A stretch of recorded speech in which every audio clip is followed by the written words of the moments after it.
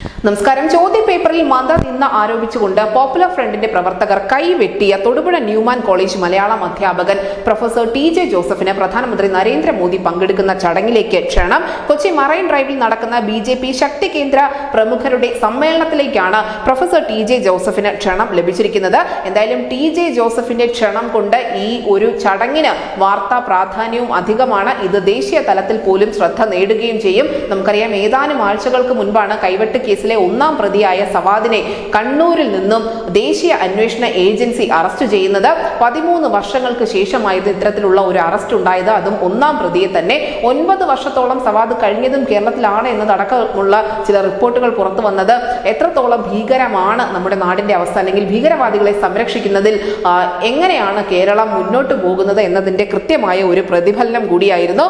നിലവിൽ നമുക്കറിയാം, പ്രധാനമന്ത്രി നരേന്ദ്രമോദിയും അമിത്ഷായും ഉൾപ്പെടെ പലവട്ടം വ്യക്തമാക്കിയിട്ടുണ്ട് രാജ്യത്ത് തീവ്രവാദം വെച്ച് പൊറുപ്പിക്കില്ല എന്ന്. അത് പലതവണ അവർ പല വേദികളിലും പറയുകയും ചെയ്തിരുന്നു.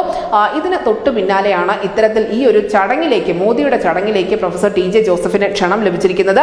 നമുക്കറിയാം, സമൂഹം ഏറെ ഒറ്റപ്പെടുത്തിയ, അദ്ദേഹം വിശ്വസിക്കുന്ന സഭാ നേതൃത്വം പോലും തള്ളിപ്പറഞ്ഞ ഒരു മനുഷ്യനാണ് പ്രൊഫസർ ടി.ജെ. ജോസഫ്. അദ്ദേഹത്തിന്റെ ആത്മകഥയായ അറ്റുപോകാത്ത ഓർമ്മകൾ പുറത്തിറങ്ങിയ സമയത്ത് പോലും വലിയ തോതിലുള്ള വിമർശനം കേരളത്തിന്റെ സമൂഹം ടി.ജെ. ജോസഫിന് നേർക്ക് നടത്തിയിരുന്നു. പ്രത്യേകിച്ചും ഒരു പ്രത്യേക വിഭാഗത്തിൽ പെടുന്ന ആളുകൾ തന്നെ.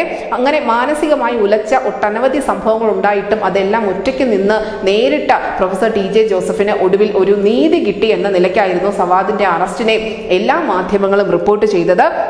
അതിന് തൊട്ടു പിന്നാലെ അദ്ദേഹം നടത്തിയ ഒരു പ്രതികരണം ഉണ്ടായിരുന്നു. തീവ്രവാദികളെയല്ല, മറിച്ച് അവരെ ഈ ആയുധം എടുക്കാൻ പ്രേരിപ്പിച്ച പ്രത്യയശാസ്ത്രമാണ് ഇല്ലാതാവേണ്ടത്. തന്റെ പോരാട്ടം അതിനെതിരെയാണ് എന്ന് പലവട്ടം അദ്ദേഹം വ്യക്തമാക്കുകയും ചെയ്തിരുന്നു. അങ്ങനെ പ്രധാനമന്ത്രി നരേന്ദ്രമോദിക്കൊപ്പം ടി.ജെ. ജോസഫ് കൂടി പങ്കെടുക്കുമ്പോൾ ഇതിനുള്ള രാഷ്ട്രീയ മാനങ്ങൾ പോലും പലതാണ്. തീവ്രവാദികൾക്കൊപ്പമല്ല, മറിച്ച് ഇരകൾക്കൊപ്പമാണ് ബി.ജെ.പി. എന്ന ഓർമ്മപ്പെടുത്തൽ കൂടി ഇതിന് പിന്നിലുണ്ട്. News desk news India Malayalam.